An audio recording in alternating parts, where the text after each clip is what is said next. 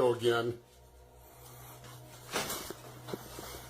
Welcome to Paranormal Nightshift, your fan stories told here. People ask me all the time about the name, why Paranormal Nightshift? And it's because, like in this story, you'll find that the people who work night shift are the people who are up when the things that go bump in the night are up. This fan story from Jess and Joey in Richmond, Virginia proves that. Jess and Joey both work night shift, and their sleep schedule was messed up. And tonight, they came in contact with something that they can't explain. Jess and Joey write in that we're newlyweds. We both work at the same plant. We both work night shift. And if you've ever worked night shift, you'll understand that your sleep schedule's just a little off. We finally had some PTO that we put in for and got approved for both of us to have a whole week off of work. But our sleep schedule was just so messed up. About 2 days in of not sleeping, it was 1, maybe 2 o'clock in the morning, and my wife walked up to me and just said, "Let's go somewhere for a drive. We'll go to Walmart or something. I don't know, we just got to get out of the house. Neither of us are sleeping. Let's go do something." We live out in the country, and Walmart was a good 45-minute drive into the city, but it was going to be nice just to have the windows down, music playing, just me and my wife just driving down and having a good time. Pass a lot of cornfields, and if you have ominous feelings around cornfields during the day, wait until you drive past a cornfield at 2 o'clock in the morning. It's just dark, and dark country roads are dark anyway, but now everything is so much more dark than it used to be. The only thing lighting up the night is my headlights and this full moon.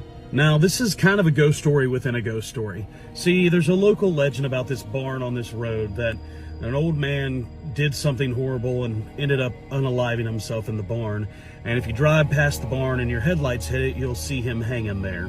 I know, it sounds silly, but it's an old urban legend from our town, and I think every town has a small legend like this.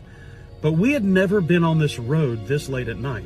We went to Walmart just to realize it was closed, and now it's almost 3 o'clock in the morning, and we're going back down that road. We're driving down that road, and we're talking about the ghost story. She jokingly said, "Wouldn't it be funny if we saw something?"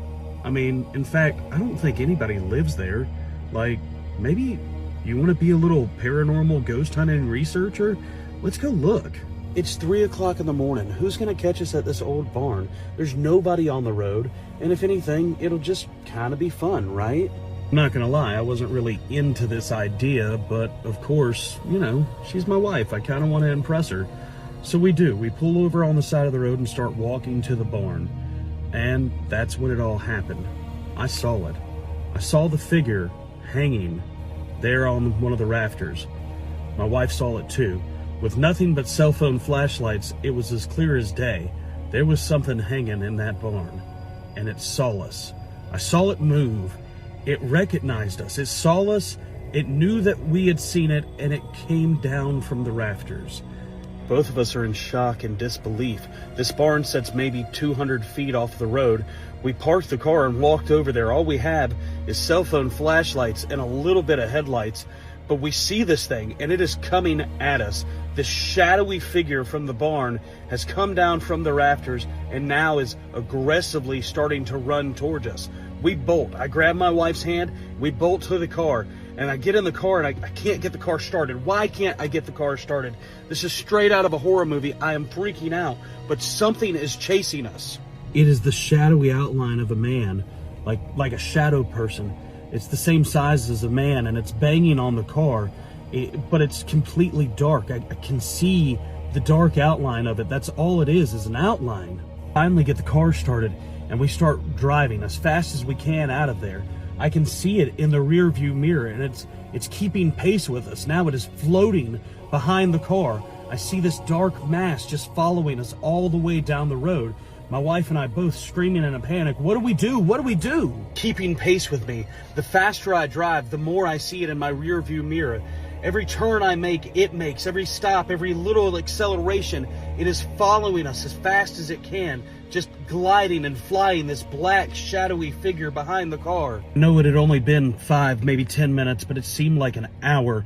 The one stoplight near our town just slowly blinking red. It's a 4-corner stop. I wasn't stopping. I bolted straight through the stoplight, and it just stopped. The moment we got from out of the rural area into the city, when there was actual unnatural light, like street lights. The moment there were street lights, it just stopped.